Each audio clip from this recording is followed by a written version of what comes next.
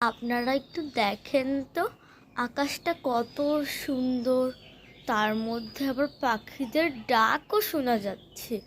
কিন্তু আজকে ভীষণ কুয়াশা পড়েছে, তাই আমি সোয়েটার পরেছি। এখন আমি যাব স্কুলে।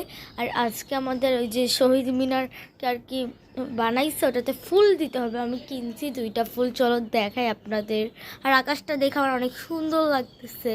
এই দেখেন এই ফুলগুলা, এগুলো একটু আগে এই যে পানিতে রাখছিল, আমি আর পরে পানি খাইতে পারি না, কি কষ্ট আমার।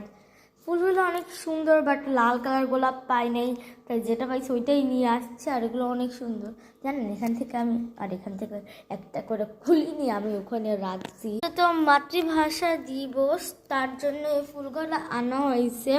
আর এই দেখেন এই কলিগুলা কালকার কিরকম একটু বাইর হয় নাই, বাট পানিতে রাখার কারণে এগুলো একটু বাইর হয়েছে। এটা আমি মনে করতেছি অনেকটা বড় হবে, পড়াগুলো আমি খেলবো। এখন আমরা যাবো ফুলগুলো নিয়ে স্কুলে, কারণ ওগুলো তো এখন দরকার।